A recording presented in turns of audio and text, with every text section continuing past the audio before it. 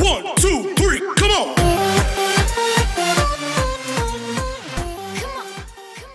Great morning guys, कैसे आप लोग? आई होप आप अपने घर पे होंगे। तो देखिए, आज का जो टॉपिक है बेटा वो है आपका बुक कीपिंग एंड अकाउंटेंसी। ये 12th स्टेट बोर्ड का एक सब्जेक्ट है जिसका नाम है बुक कीपिंग एंड अकाउंटेंसी। ये पढ़ने जा रहे हैं अपन। तो आज से अपना एक्चुअली 12th स्टार्ट हो रहा है।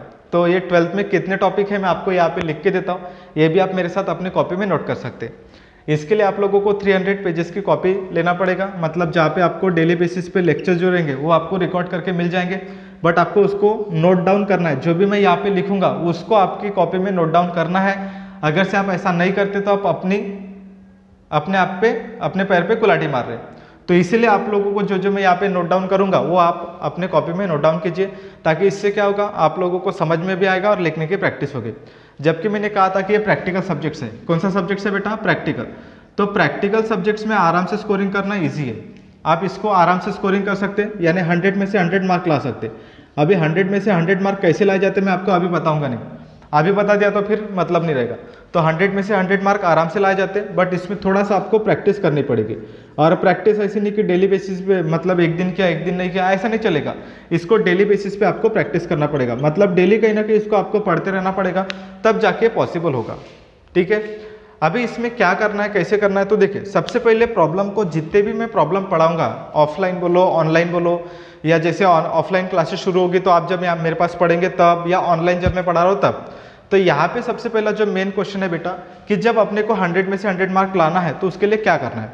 तो उसके लिए आपको कुछ भी नहीं करना है, बस एक मेरी सिंपल सी बात ध्यान में रखो कि कोई भी प्रॉब्लम जो मैं आपको पढ़ाऊंगा उसको अपने को रट्टा नहीं मारना है।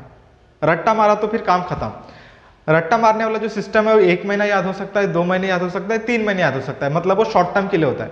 अगर से आपने किसी भी चीज को लॉजिकली पढ़ा है तो वो लॉन्ग टर्म के लिए याद हो जाता है। ठीक है, तो अपने को लॉन्ग टर्म तक इसको याद रखना है, यानी परमानेंट स्टोर करना है। तो उसके लिए अपने को कहीं ना कहीं लॉजिकली पढ़ना पड़ेगा। अगर से आपने लॉजिक नहीं लगाया तो फिर इसका कोई मतलब नहीं है। फिर आप 1 महीना पढ़ोगे, 2 महीना पढ़ोगे, फिर उसके बाद भूल जाएंगे। तो ऐसा नहीं चाहिए, इसको अपने को लॉजिकली पढ़ना है। तो लॉजिकली कैसे पढ़ा जाता है तो मैंने ऑलरेडी पहले वीडियो लेक्चर में बता दिया है, तो और एक बार बताऊंगा। जैसे जैसे जहाँ जहाँ पर लॉजिक लगेगा तो मैं आपको लॉजिकली पढ़ाते जाऊंगा। क्लियर इतना?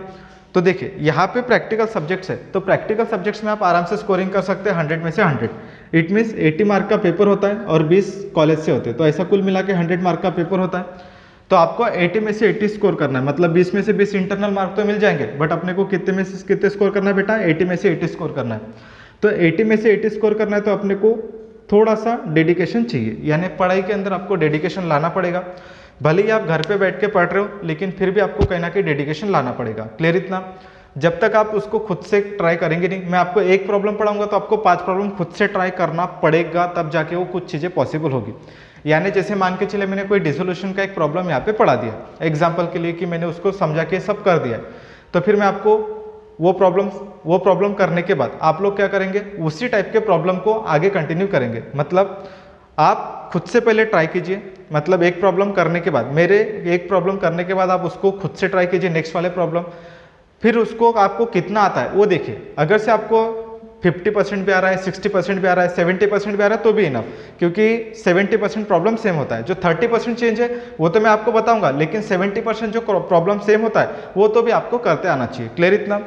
अगर से आपको बीच में कुछ डाउट आता है, कुछ भी आता है, तो मेरे को डायरेक्टली आप व्हाट्सएप पे कांटेक्ट कर सकते हैं, डायरेक्टली कॉल कर सकते हैं। तो मेरा नंबर आपको पता होगा, नहीं भी पता होगा तो मैं यहाँ पे लिख देता हूँ मेरा नंबर, तो आप इस नंबर पे मुझे डायरेक्टली कांटेक्ट कर सकते हैं। तो मेरे नंबर पे कांटेक्ट कर सकते हैं, जिसका नंबर है 8624012871। इस नंबर पे आप डायरेक्टली व्हाट्सएप भी कर सकते हैं या कांटेक्ट भी कर सकते हैं इस नंबर पे। अगर से आपको प्रॉब्लम करते टाइम कुछ प्रॉब्लम आ रही है या नहीं समझ रहा है, एंट्री नहीं समझ रही है, तो आप डायरेक्टली इस नंबर पे कांटेक्ट करके आप मुझसे पूछ सकते हो, तो मैं आपको तुरंत उसका रिप्लाई करते जाऊंगा। अरे क्लियर है क्या बेटा?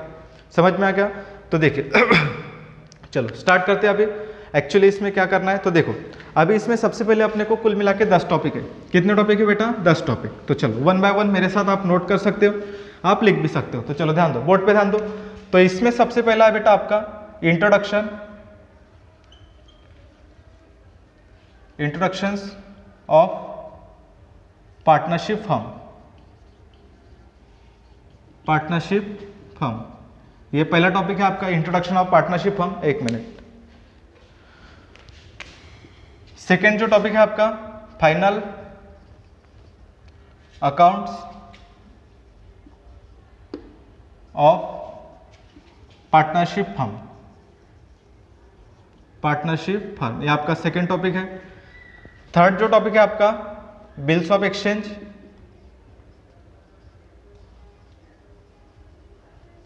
उसके बाद नेक्स्ट जो टॉपिक है आपका बिल्स ऑफ एक्सचेंज के बाद है आपका नेक्स्ट टॉपिक है आपका dissolution of partnership firm,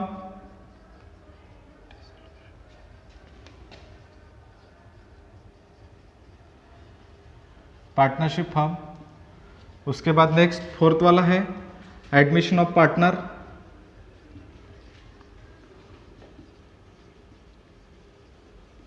admission of partner. Next है आपका डेथ ऑफ पार्टनर्स। उसके बाद है नेक्स्ट रिटायरमेंट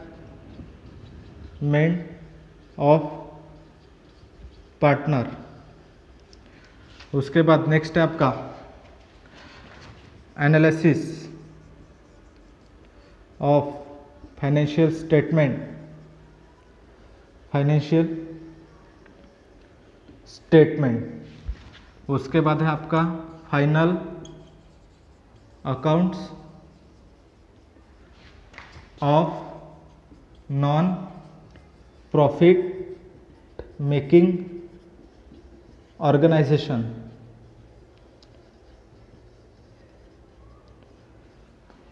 और कौन सा टॉपिक छूटा रे? इंट्रोडक्शन हो गया, बिल्स ऑफ एक्सचेंज। हाँ, नेक्स्ट कंप्यूटर इन अकाउंटिंग। और कुछ तो भी मिसिंग है क्या? फाइनल अकाउंट हो गया, डिसोल्यूशन, रिटायरमेंट,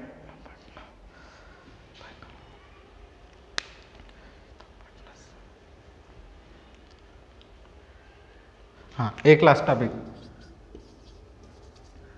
कंपनी अकाउंट्स, इसी को बोलते इशू ऑफ शेयर। ये आपका लास्ट टॉपिक है। तो देखिए कहीं ना कहीं मिस्टेक हो सकती है स्पेलिंग में या राइटिंग में। वैसे मेरी राइटिंग इंटरनेशनल लेवल की है तो आप थोड़ा सा मैनेज कर लीजिए उसको, उसका कोई प्रॉब्लम नहीं, ठीक है। तो देखिए सबसे पहले वैसे पीडीएफ में आपको मिल जाएगा, अगर से आपको राइटिंग नहीं समझ में आ रही तो भी आप मुझे डायरेक्टली कांटेक्ट कर सकते हो। तो देखिए सबसे पहले यहाँ पे बुक कीपिंग एंड अकाउंटेंसी, ये सब्जेक्ट है, इसमें कुल मिला के 10 टॉपिक है। अभी जैसे मैंने टॉपिक लिखे तो देखिए पहला टॉपिक कौन सा, introduction of partnership firm. Partnership firm के बारे में इंट्रोडक्शन आपको दिया है। उसके बाद है आपका final account of partnership firm, ये फाइनल अकाउंट है। फिर नेक्स्ट है बिल ऑफ एक्सचेंज। उसके बाद है डिसोल्यूशन ऑफ पार्टनरशिप फर्म, ये भी आपका एक टॉपिक है। एडमिशन ऑफ पार्टनर, ये भी आपका टॉपिक है। डेथ ऑफ पार्टनर, नेक्स्ट है आपका retirement of partner, analysis of financial statement. ये वाला जो टॉपिक है ये पहले थोड़ा सा न्यूमेरिकल था, अभी इसको प्रैक्टिकली थोड़ा सा डाल दिए। उसके बाद है final account of non profit making organisation, ये भी इंपॉर्टेंट टॉपिक है। कंप्यूटर इन अकाउंटिंग, ये आपका एक टॉपिक है। और उसके बाद है company accounts that is called as issue of shares या इशू ऑफ डिबेंचर, या ऐसे कुल मिला के टॉपिक है। अभी आप इसमें दिमाग मत लगाइए कि सर इसका मीनिंग क्या होता है, जैसे जैसे अपन एक एक टॉपिक पढ़ेंगे तो वैसे वैसे उसका मीनिंग मैं आपको बताते जाऊंगा। अगर से मैंने एक बार में पूरे का मीनिंग बता दिया तो 2-3 लेक्चर वैसे लग जाएंगे, क्लियर इतना। तो जैसे जैसे अपन टॉपिक पढ़ेंगे वैसे वैसे इसका मीनिंग मैं आपको बताते जाऊंगा, क्लियर इतना। अरे क्लियर है क्या? तो देखिए कितने टॉपिक है बेटा, 10 टॉपिक में से आपको पूरे के पूरे 10 टॉपिक कंपलसरी नहीं है, मतलब पूरे टॉपिक पढ़ने की रिक्वायरमेंट नहीं है। कुछ टॉपिक ऑप्शंस में आते जो छोड़ दिए जाते, क्लियर इतना। ऐसे कौन से रहेंगे मैं आपको बताऊंगा, लेकिन कुछ टॉपिक इंपॉर्टेंट है। जैसे फॉर एग्जांपल अगर से मैं बात करूं फाइनल अकाउंट, ये टॉपिक इंपॉर्टेंट है जो 15 मार्क कवर करता है ओल्ड सिलेबस के अकॉर्डिंग, फाइनल अकाउंट। लेकिन अभी न्यू सिलेबस है तो इसका पेपर पैटर्न पता नहीं, तो मे भी हो सकता है कि ये भी 15 मार्क कवर करे। डिसोल्यूशन ऑफ पार्टनरशिप फर्म, ये भी आपका 10 मार्क कवर करता है। बिल्स ऑफ एक्सचेंज, ये भी आपका 10 + 5, ये भी 15 मार्क कवर करता है, क्लियर इतना। ओल्ड सिलेबस के अकॉर्डिंग था ये, 10 मार्क के प्रैक्टिकल प्रॉब्लम आते थे और 5 मार्क का फॉर्मेट आता था। ये अपन पढ़ेंगे जब अपन बिल ऑफ एक्सचेंज पढ़ेंगे, तब इस किस में अपन जाएंगे। तो ये कुछ टॉपिक है जो कंपलसरी, जिसका वेटेज ज़्यादा होता है। यानी जैसे फॉर एग्जांपल मैं बात करूँ फाइनल अकाउंट की बात करूँ, बिल ऑफ एक्सचेंज की बात करूँ या नॉन प्रॉफिट मेकिंग ऑर्गेनाइजेशन की बात करूँ, ये कंपलसरी टॉपिक है और ये 3 से 4 टॉपिक मिला के इसका अच्छा खासा वेटेज है। तो इसमें अच्छा खासा ध्यान दो और उसको अच्छे से पढ़ो, ठीक है। तो देखिए अभी इसमें दिमाग मत लगाओ कि इसका मीनिंग क्या होता है, मैं आपको इसका मीनिंग तभी बताऊंगा जब अपन टॉपिक एक्चुअली शुरू करेंगे तब। अभी मैंने एक जो टॉपिक शुरू किया तो उसका मीनिंग मैं आपको बता दूंगा। तो जैसे फॉर एग्जांपल सबसे पहले अपन पढ़ने वाले इंट्रोडक्शन ऑफ पार्टनरशिप फर्म, ये अपना पहला टॉपिक रहेगा। पहला टॉपिक इन द सेंस इसके बारे में आपको थोड़ा सा हिंट दूंगा, मतलब थोड़ा सा एक्सप्लेन करके दूंगा, बाकी एक्चुअली तो अपन पढ़ेंगे डिसोल्यूशन। तो डिसोल्यूशन अपना पहला टॉपिक रहेगा।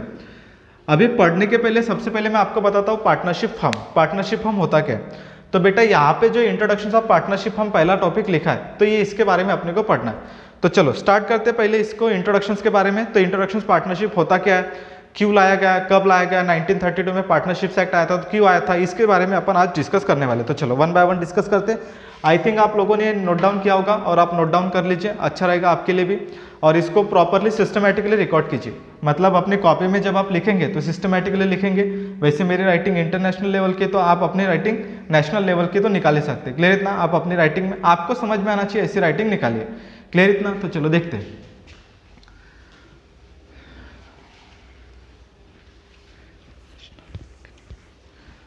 तो देखिए बेटा पहला कौन सा है बेटा आपका इंट्रोडक्शन ऑफ पार्टनरशिप फर्म। तो देखिए सबसे पहले पार्टनरशिप फर्म। पार्टनरशिप फर्म होता क्या है तो मैं आपको बता देता हूँ। पार्टनरशिप फर्म का मतलब क्या होता है, जहाँ पे दो या दो से ज़्यादा लोग आके मिलके काम करते, उसी को बोलते हैं पार्टनर्स। मतलब सिंगल पर्सन पार्टनरशिप नहीं कर सकता। अगर से आपको पार्टनरशिप करना है तो पार्टनरशिप करने के लिए कम से कम कितने लोगों की रिक्वायर्ड है बेटा? दो लोगों की रिक्वायर्ड है। अभी ये पार्टनरशिप फर्म क्यों बनाया गया है, पार्टनरशिप के बारे में आपको बताता हूं मैं आपको। तो पार्टनरशिप के बारे में तो इसके लिए एक्ट आया था बेटा, पार्टनरशिप एक्ट। कौन सा आया था बेटा? Partnership, Indian partnership act, Indian partnership act 1932। तो 1932 में आया था इंडियन पार्टनरशिप एक्ट, 1932 में आया था। इसके बारे में आपको बताता हूं। तो देखिए सबसे पहले पार्टनरशिप करने के लिए कम से कम कितने पर्सन्स की रिक्वायर्ड है बेटा? दो, मिनिमम दो पर्सन्स रिक्वायर्ड है अकॉर्डिंग टू पार्टनरशिप एक्ट 1932। तो कितने पर्सन्स की रिक्वायर्ड है? दो। कम से कम कितने लोग होना चाहिए बेटा? दो लोग होना चाहिए। पार्टनरशिप करने के लिए कम से कम कितने लोग होना चाहिए बेटा? दो लोग होना चाहिए। मतलब एज अ सिंगल पर्सन कभी पार्टनरशिप नहीं करेगा। तो सिंगल पर्सन जो बिजनेस करता है वो उस बिजनेस को बोलते हैं सोल ट्रेडिंग। क्या बोलते हैं बेटा इसको? सोल ट्रेडिंग या सोल कंसर्न बोलते हैं इसको। ठीक है। तो 1932 के पहले जब लोग बिजनेस करते थे एज अ सिंगल ट्रेडर या सिंगल सेलर, तो उनके कुछ लिमिटेशंस हुआ करते थे। लिमिटेशंस मतलब उनकी जो लाइबिलिटी थी, वो लाइबिलिटी कैसी थी बेटा? अनलिमिटेड थी। मतलब अगर से मान के चले आपने बिजनेस शुरू किया, जैसे मैंने अकेले ने बिजनेस शुरू किया, तो पूरी की पूरी लाइबिलिटी मेरी हुआ करती थी। अगर से मान के चले मैंने बैंक से लोन लिया या आउटसाइडर से पैसा लिया और इनकेस मान के चले मैंने उनका पैसा पे नहीं किया, तो मेरी जो लाइबिलिटी थी, तो मेरी कैसी लाइबिलिटी थी? अनलिमिटेड। इट मीन्स अगर से मेरे बिजनेस की मेरे पास पैसा नहीं है तो मेरी जो घर की प्रॉपर्टी, घर है, स्टेट है, जितने भी सब बेच बाच के उनका पेमेंट करना पड़ता है। ये हो गया इनके लिमिटेशन है। मतलब एक सिंगल सेलर अपने बिजनेस को ज़्यादा एक्सपांड नहीं कर सकता, वो एक लिमिट तक होता है। एज ए सिंगल सेलर आप बिजनेस को ज़्यादा एक्सपांड नहीं कर सकते। अगर से आपको बिजनेस को एक्सपांड करना है या बिजनेस को बड़े लेवल पे लेके जाना है तो आपको कहीं ना कहीं पार्टनर्स को ऐड करना पड़ेगा, पर्सन्स को ऐड करना पड़ेगा और कैपिटल लगाना पड़ेगा, बहुत सारी चीज़ें। तो इसीलिए पार्टनरशिप एक्ट के अकॉर्डिंग कम से कम कितने पर्सन्स होना चाहिए बेटा? दो। तो पार्टनरशिप करने के लिए कम से कम दो लोगों की रिक्वायरमेंट होती है। समझ में आ गया बेटा? ये कम से कम दो और मैक्सिमम 50 लोग। पार्टनरशिप फर्म में अभी ये लिमिट चेंज हो चुका है, मैक्सिमम कितना हो चुका है? 50 हो चुका है। तो पहले ये जो लिमिट था ये 20 था, यानी मैक्सिमम पार्टनर कितने थे? 20, बट अभी कितना हो गया बेटा? 50 हो गया। तो maximum partner, minimum 2 partners are required for creating partnership firm. Partnership firm को बनाने के लिए कम से कम कितने लोग होना चाहिए बेटा? 2 लोग होना चाहिए। और मैक्सिमम कितने होना चाहिए? तो मैक्सिमम पार्टनर होना चाहिए 50 in case of normal partnership firm. Normal partnership firm में मैक्सिमम 50 लोग होना चाहिए और 2 पर्सन्स होना चाहिए मिनिमम। ये आपका पार्टनरशिप फर्म का criteria according to partnership act 1932। इसका डेफिनेशन दिया 1932 में एक्ट के अकॉर्डिंग। अभी आपको इसके बारे में दिमाग मत लगाओ कि एक्ट क्या होता है, 1932 में क्यों आया था, ये सारी चीजें अपने को अभी पढ़ना है नहीं। समझ में आ गया? बस अपने को ये समझना है कि पार्टनरशिप होती क्या है। तो पार्टनरशिप जब भी होती है तो सबसे पहले पार्टनरशिप में कम से कम कितने लोग होना चाहिए बेटा? मिनिमम तो 2 होना ही चाहिए। सिंगल पर्सन के साथ पार्टनरशिप नहीं हो सकती, इस चीज का आपको ध्यान रखना पड़ेगा। क्लियर इतना?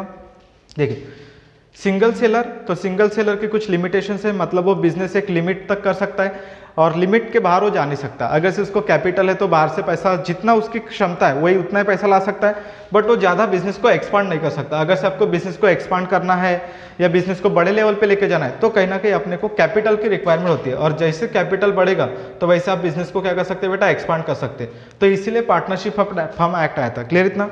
According to 1932 Indian partnership act के according in the case of Maharashtra में पार्टनरशिप फर्म को रजिस्ट्रेशन करना कंपलसरी नहीं है। मतलब आप महाराष्ट्र के अंदर कहीं पर भी पार्टनरशिप फर्म ओपन करेंगे और वहाँ पे आप बिजनेस करेंगे तो महाराष्ट्र के अंदर पार्टनरशिप फर्म को रजिस्ट्रेशन करना कंपलसरी नहीं, बिकॉज पार्टनरशिप फर्म को रजिस्ट्रेशन करना कंपलसरी तो होता है, but in case of Maharashtra में ऑप्शनल है, आप कर भी सकते या नहीं भी कर सकते। बट अदर देन महाराष्ट्र के अलावा आप लोगों को क्या करना पड़ेगा, कंपलसरीली पार्टनरशिप फर्म को आपको क्या करना पड़ेगा, रजिस्टर्ड करना पड़ेगा। अदर देन महाराष्ट्र के बाहर आपने कहीं पर भी पार्टनरशिप ओपन की तो उसके लिए आपको कंपलसरीली क्या करना पड़ेगा, रजिस्ट्रेशन करना पड़ेगा। ऐसा लिखा है बेटा इंडियन पार्टनरशिप्स एक्ट 1932 में लिखा है। अरे क्लियर इतना? तो in case of Maharashtra partnership firm को रजिस्ट्रेशन करना ये ऑप्शनल है, आप कर भी सकते या नहीं भी कर सकते। वॉलंटरी आप खुद भी क्या कर सकते हैं, अपनी पार्टनरशिप फर्म को रजिस्ट्रेशन कर सकते हैं। अरे क्लियर इतना? चलो उसके बाद अभी यहाँ पे अभी जैसे फॉर एग्जांपल दो लोगों ने पार्टनरशिप फर्म, जैसे for example mister A, example लेता हूँ मैं, मिस्टर ए मिस्टर बी, ऐसे दो लोग हैं, दोनों ने बिजनेस शुरू किया। अभी इनके पार्टनरशिप, इन्होंने क्या किया, एक बिजनेस ओपन किया, मान के चले XYZ partnership firm. XYZ partnership firm के नाम है, संस्था है जिसमें दो लोग हैं, मिस्टर ए मिस्टर बी। अभी सबसे पहले जब आप बिजनेस शुरू करेंगे तो कितने लोगों ने बिजनेस शुरू किया, दो लोगों ने। तो सबसे पहले ये भी अपना कैपिटल लाएगा, ये भी अपना कैपिटल लाएगा। तो जब भी आप कोई भी पार्टनरशिप फर्म शुरू करते तो सबसे पहले आप लोगों को इनिशियल कॉन्ट्रीब्यूशन लाना पड़ता है, जिसको बोलते हैं कैपिटल। तो सबसे पहले इन लोगों ने कैपिटल इन्वेस्टमेंट किया पार्टनरशिप फर्म में। किसमें किया बेटा, पार्टनरशिप फर्म। तो ये इसने 1 लाख रुपए डिपॉजिट किया और इसने भी 1 लाख रुपए डिपॉजिट किया। तो ये इन्वेस्टमेंट किया, मिस्टर ए ने भी इन्वेस्टमेंट किया और मिस्टर बी ने भी इन्वेस्टमेंट किया। 1 लाख और 1 लाख कितने हो गए बेटा, 2 लाख रुपए आपके इन्वेस्टमेंट डिपॉजिट हो गए। तो 2 लाख रुपए, मिस्टर ए ने 1 लाख रुपए इन्वेस्टमेंट किया, मिस्टर बी ने 1 लाख रुपए इन्वेस्टमेंट किया। तो एक बात बताओ, इन्होंने XYZ नाम से जो पार्टनरशिप फर्म ओपन करी तो उसमें कितना कैपिटल आया बेटा, तो पार्टनरशिप फर्म में कितना कैपिटल आया, 2 लाख रुपए। तो देखिए यहाँ पे एक बात समझे, मैंने आपको कल समझाया था कैपिटल का डेफिनेशन। कैपिटल का मतलब क्या होता है, the money invested in the business, ऐसा पैसा जो आपने बिजनेस में इन्वेस्टमेंट किया। तो देखिए मिस्टर ए ने बिजनेस में इन्वेस्टमेंट किया 1 लाख रुपए, मिस्टर बी ने भी इन्वेस्टमेंट किया बिजनेस में 1 लाख रुपए। तो दोनों ने 1-1 लाख रुपए, मिस्टर ए के लिए इन्वेस्टमेंट हो गया, मिस्टर बी के लिए भी क्या हो गया, इन्वेस्टमेंट हो गया। बट अगर से मैं बात करूँ, इन्वेस्टमेंट हमारे असेट्स है, जब अपन असेट्स में पढ़ेंगे तब मैं आपको बताऊंगा इन्वेस्टमेंट होता क्या है।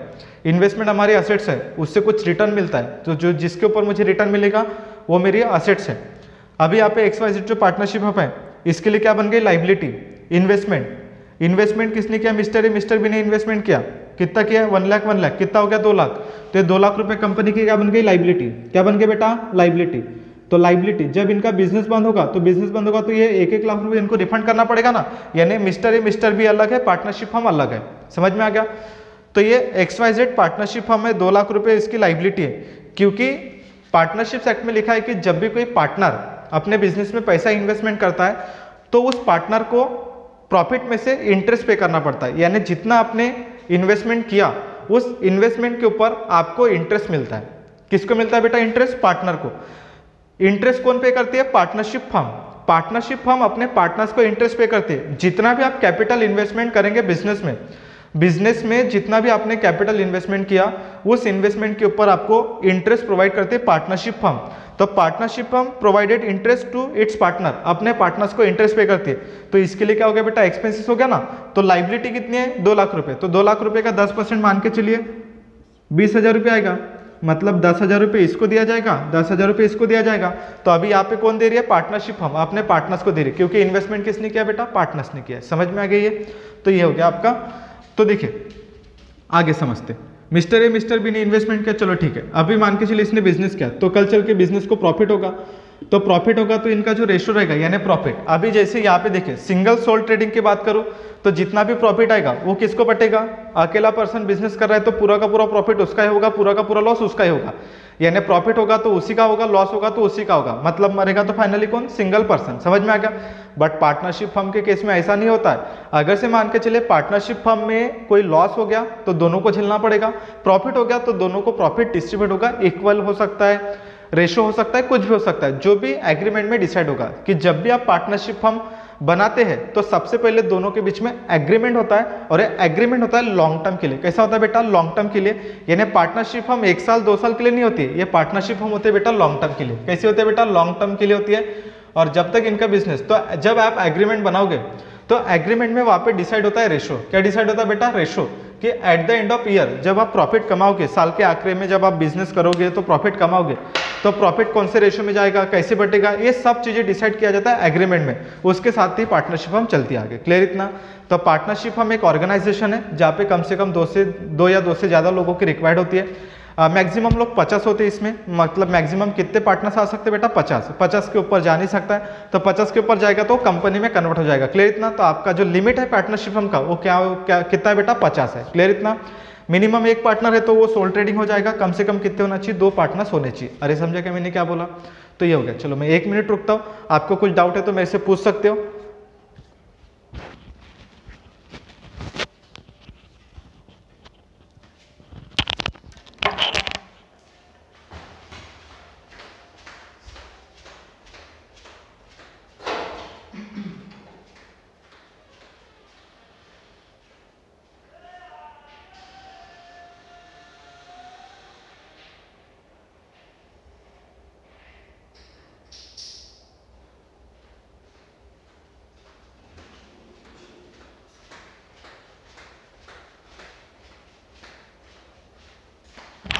चलो वापस आते,